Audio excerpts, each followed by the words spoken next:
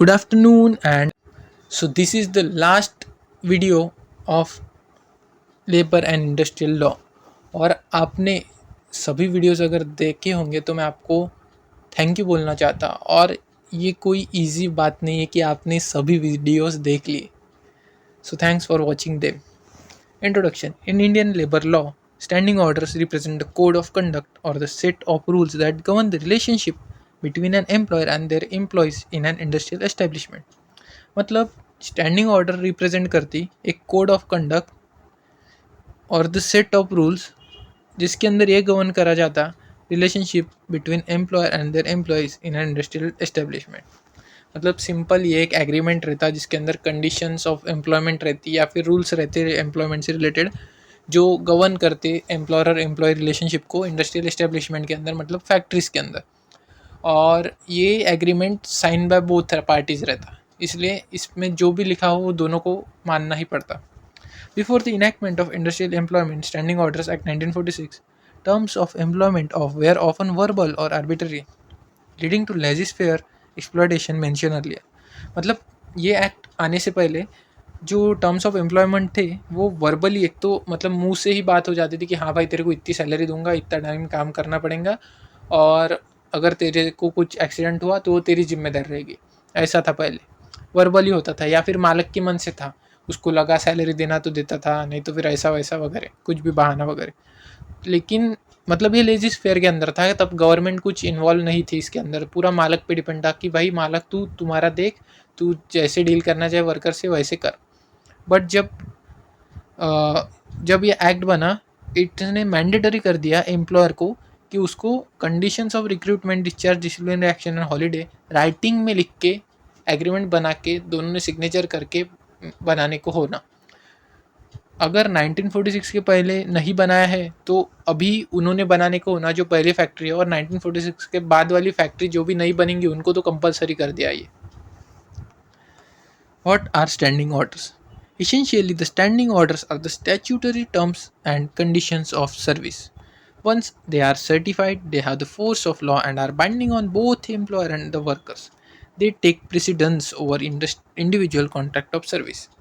मतलब standing order एक statutory terms है लॉ की भाषा में, एक terms and condition of service है जो एक बार अगर सर्टिफाई हो गए कमिश्नर द्वारा तो वो एक फोर्स ऑफ लॉ की तरह एक्ट करते और वो बाइंडिंग रहते बोथ मालक एंड वर्कर पे।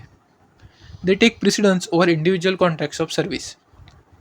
मतलब वो प्रेसिडेंस अपना, ये जुडिशियल प्रेसिडेंट कैसा रहता कि लॉ बन जाता, उसी प्रकार ये भी एक प्रकार का लॉ ही है जो इंडिविजुअल कॉन्ट्रैक्ट ऑफ सर्विस से रिलेटेड रहता, फिर जो एग्रीमेंट है उनके बीच का। Applicability. The act applies to every industrial establishment where so or so से ज़्यादा workers are employed. Though some states like Maharashtra and Karnataka have lowered this threshold to 50 or even lower.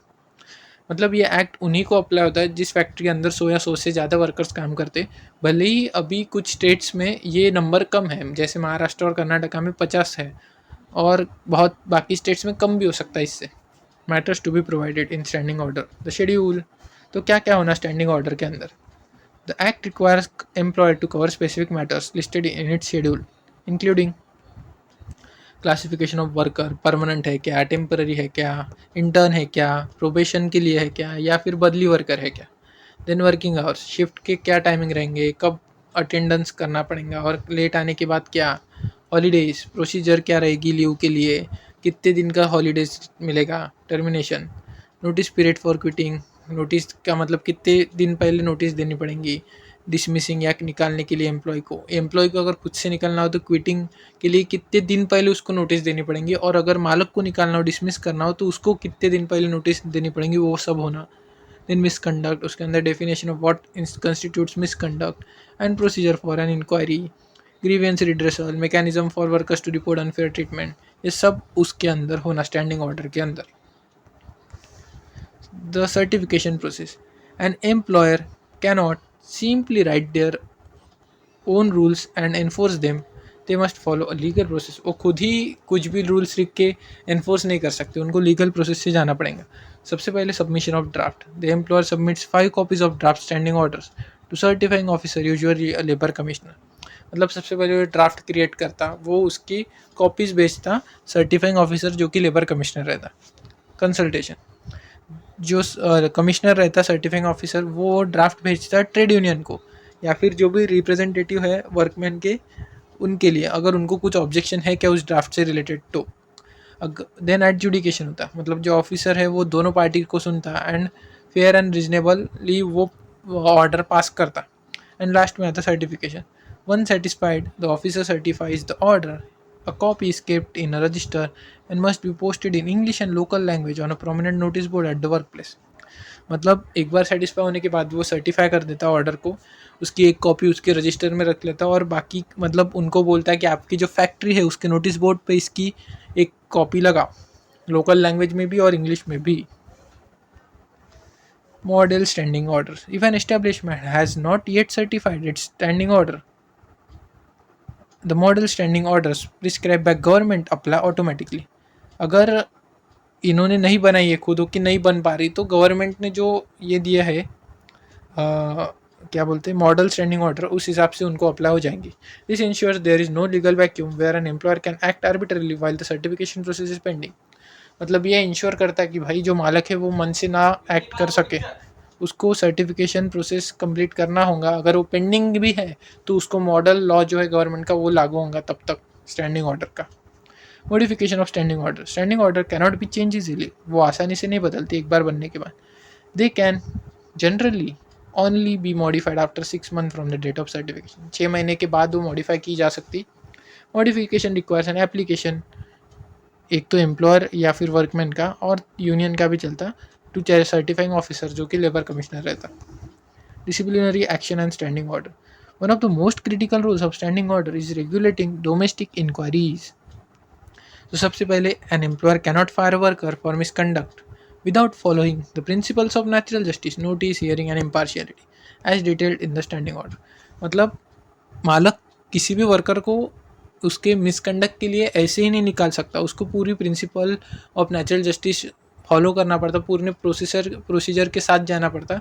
जैसे notice देना पड़ता उसको पहले, फिर उसका सुन के लेना पड़ेगा और फिर इम्पार्शियल होकर डिसीजन देना पड़ेगा। If an employer violates the procedure laid down in standing order, termination can be set aside by labour code. हाँ, अगर एम्प्लॉयर ने जो स्टैंडिंग ऑर्डर के अंदर प्रोसीजर दिए उसको फॉलो नहीं किया तो फिर अगर भले उसने उसको निकाल दिया, लेकिन अगर वो एम्प्लॉय फिर लेबर कोर्ट के पास गया तो लेबर कोर्ट फिर से ये ऑर्डर दे सकता कि भाई इसको फिर से काम पे रख ले, अपना वो टर्मिनेशन बाजू में रख। Transition to industrial relation code 2020। Under the new Industrial Relations Code 2020, the threshold for mandatory standing orders has been increased from 100 to 300 workers. This move gives more flexibility to smaller firms but has been point of significant debate regarding worker protection। मतलब जो नया code है उसके अंदर threshold for mandatory standing order increase कर दिया 100 से 300 worker का। मतलब अभी जिसके फैक्ट्री में 300 से ज़्यादा वर्कर्स होंगे उनको ये कंपलसरी है standing order. This move gives more flexibility to smaller firms but has been a point of significant debate regarding worker protection। मतलब इससे क्या हो गया, जो छोटे थे जिधर कम वर्कर्स काम करते थे उधर के मालक को ये तो मिल गया कि भाई हमारी ऑलरेडी छोटा बिजनेस है तो हम अपने हिसाब से रूल बनाए ताकि बिजनेस बड़ा हो सके। लेकिन जो इस पे एक प्रॉब्लम क्या हो गया कि वर्कर का प्रोटेक्शन का इशू आ रहा देन। सो ये हो गया कंप्लीट स्टैंडिंग ऑर्डर्स एक्ट और इधर अपना ख़त्म होता है लेबर एंड इंडस्ट्रियल लॉ पूरा। आपने अगर पूरा देखा हो तो थैंक यू वेरी मच, और एक लाइक तो कर देना इस वीडियो को और कमेंट भी कर देना। Thanks a lot. ये अपना पूरा नोट्स कंप्लीट हो गया 122 पन्नों का।